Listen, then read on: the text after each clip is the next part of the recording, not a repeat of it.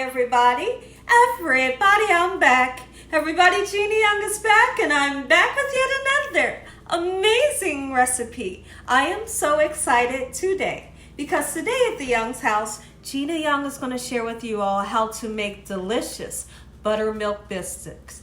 These biscuits right here, they're so easy to make. They don't require a lot of ingredients. And listen here, you make them Gina Young style, they're going to be so tasty. Y'all never had my buttermilk biscuits before. You better make you some.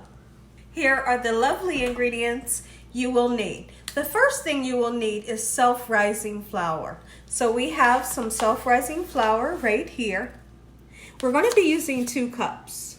And you will also need some buttermilk. We will be using 1 cup of buttermilk, and we're also going to use a full stick of very cold butter. Make sure you have real butter and not margarine, okay? Now this butter right here, this is room temperature, so this is the one that we're going to melt over top of our biscuits. The butter that we're going to use is in the refrigerator staying nice and cold. That's how cold it has to be when you go to incorporate it into your mixture. Now listen here. I'll be back. When I come back, we'll get started on some biscuits. Let's get started with this really quick and simple, yet so tasty recipe, Gina Young style. Now, the first thing we're gonna do, let's go ahead and measure out 2 cups of self-rising. And what we're going to do is we're going to take our butter knife and we're going to take this side here. And what we want to do is we're going to level it off, okay? Leveling it off this way is going to give you a great measurement, okay? And then we're just going to set it here just for the moment. And then also we're going to get our 2nd cup. Level it off as well. You don't have to pack this as if it was, you know, brown sugar or anything, but you do want to level it off. All right, so we have our 2 cups of self-rising flour. Now, some of you might wonder, how come you're using self-rising flour instead of all-purpose flour? And where is the baking soda and things like that? Well, inside of the self-rising flour, it has all of those leavening, leveling agents that's going to help your biscuits to rise. So that's why I like to do that. You don't have to worry about the baking powder and the baking soda. Okay, so let's get this put away. And then what we're going to do is we're going to head over to the refrigerator. I'm going to grab that really cold butter out. When I come back, I'll show you what to do next. Buttermilk biscuits. I couldn't be more excited for this here recipe. Let me know in the comment section below, when is the last time you had homemade buttermilk biscuits? This recipe, you're going to go nuts over. And what I love about it is it's the easiest recipe out there. Here's what you're going to do. Make sure your butter is nice and cold. Now we're going to cut it. We're going to cut the butter into cubes. Okay? And do like I did. Don't take the butter out of that refrigerator until you're ready to incorporate it and cut it. Okay? Doesn't matter how you cut it. Just get it into little cubes. Okay? So we're going to cut it just like this. Now, you could use a pastry cutter, and you would just do like this, and you would work the butter into the flour, handling the mixture with your hands is going to cause your butter to melt. So you want to try your best not to handle it so much when you're mixing the butter in. Okay? What we're going to do, here's what I like to do. Let's talk about it really quickly. Now, you can do this with a handheld mixer. You can do this by, just mixing it up with a spoon. Or like I said, use a pastry cutter. Or you can do like I'm going to do. What I'm going to use is my food processor today. It works very well for biscuits. So we're going to take our 2 cups of flour, get it right into our food processor, just like so. And then guess what? You take the butter pieces, you get it all in there, and what we're looking for is we're looking for this to get well incorporated into the flour to where your flour kind of looks like sand when it comes out. And then I'm gonna grab onto the flour and butter and show you what the consistency should look like when I come back. Time to cut our butter into the flour. Here's how we're going to do it. So we're going to turn our processor on. We're just going to pulse it several times, just like this. I'm going to turn it on and off until I feel like it's ready. Okay, everyone, so we're going to give this one more pulse. Beautiful. And now what we're going to do, let's take it out. We're going to put it into a bowl, and I want to show you what you're looking for consistency-wise, because we're going to squeeze this dough before we put the buttermilk in it. And I want to show you something really interesting that should happen when you squeeze it. Okay. So now when you take it, look at this. Look what happens. You see that? How it kind of sticks together? You're wanting that consistency, okay? And it kind of looks like wet sand a little bit when the sand is just barely wet. So now let's go ahead and take our buttermilk. Make sure you use buttermilk. Don't try to use any other kind of milk. It just doesn't turn out right. Okay, so what we're going to do, let's measure out 1 cup, and I like to bend down this way so I can be assured that I have the correct measurement. There we go. 1 cup, just like so, going in that thick, beautiful buttermilk. Get all of that out.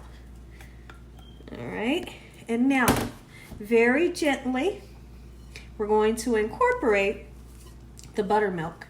And guess what?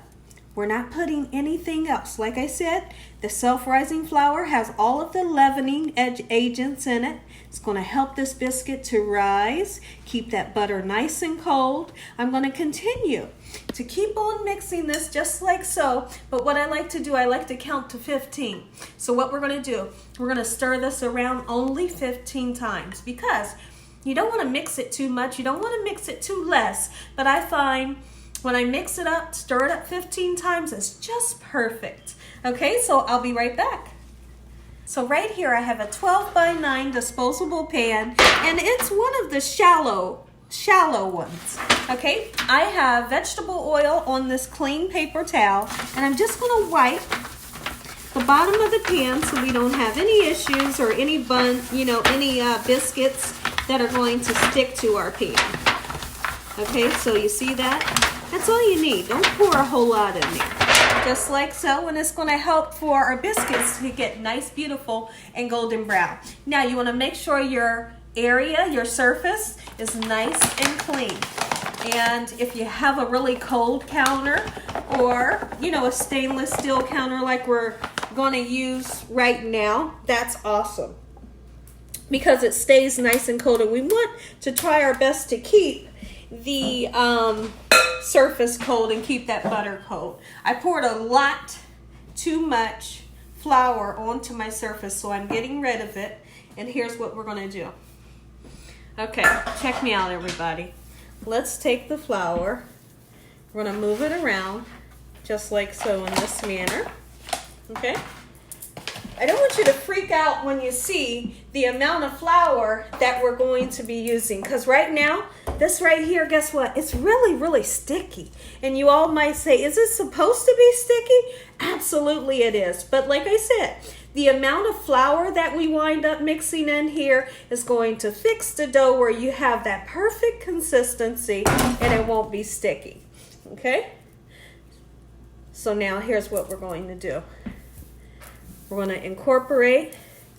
See? Now we can move it and it's not as sticky. See that? Okay. Now you can use a rolling pin or you can use your hands. Sometimes I just like to use my hands. But then again, like I like to say, if you feel like you're going to touch it too much and disturb the butter from being cold, then you're going to be the one that wants to use the rolling pin. Okay? So let's bring the rolling pin into the equation. We're going to roll it out just a bit. Now when you're making biscuit dough, you never want to roll it too thin. And the reason why is because we don't want our biscuits to be thin. All right, now the consistency is just perfect. You see that? Okay, now I feel like I need a little bit more flour, so we're going to dust some flour on there. And what we're going to do is we're going to fold the dough. Okay, let me get a little bit of flour and put it on there. And the reason for folding the dough is to make layers. Okay, see that? You grab a little bit more flour so I can dust it just like this. When you see biscuits and they have a great layer to them, it's because what they've done with their dough is they folded their dough. So we folded it once.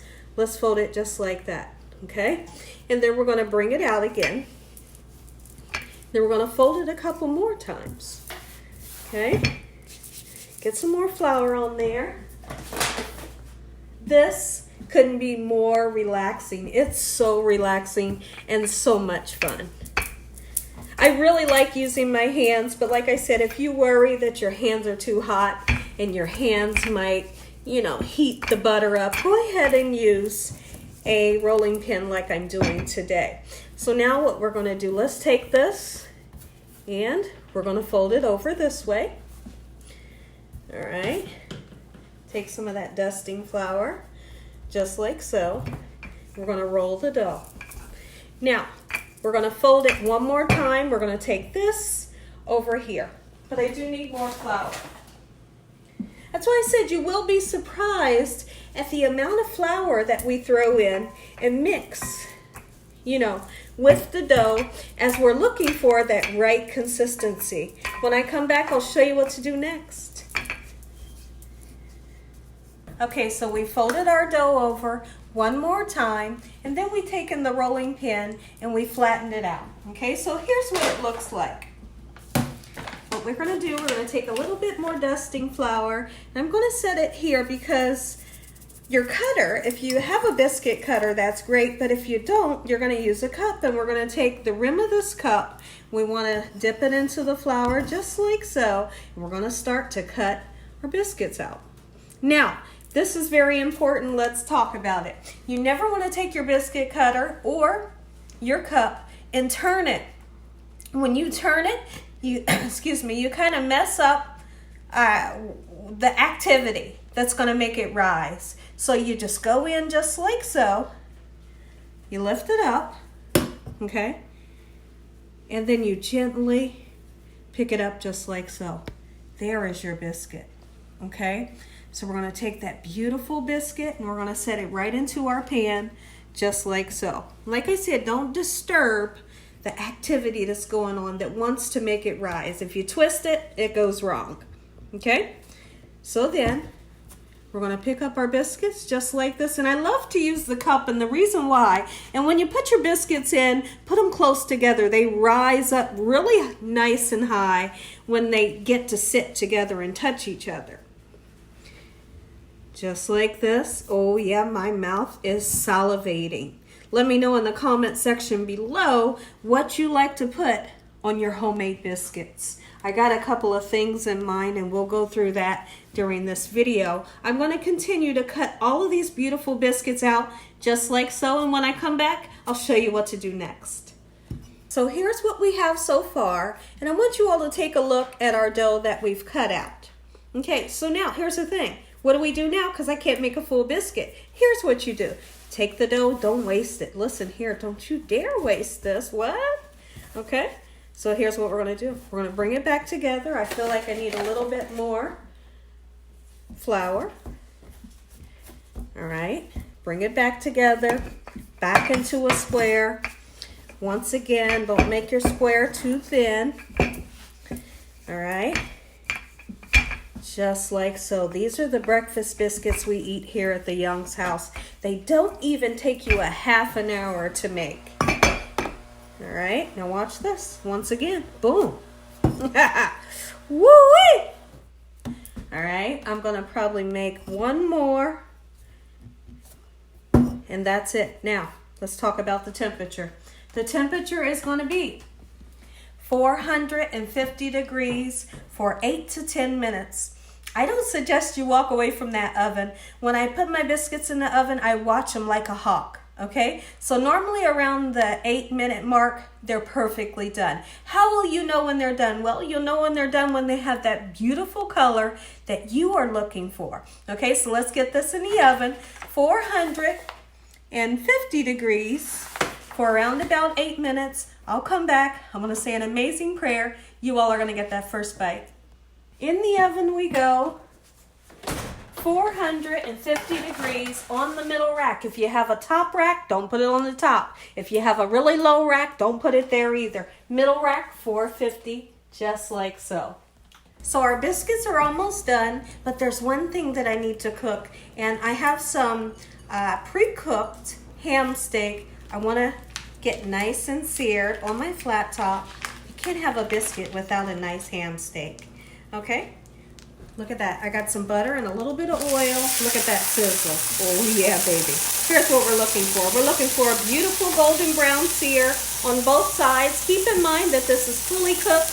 We're just looking for some color and to get nice and brown. And then also, I have melted some butter.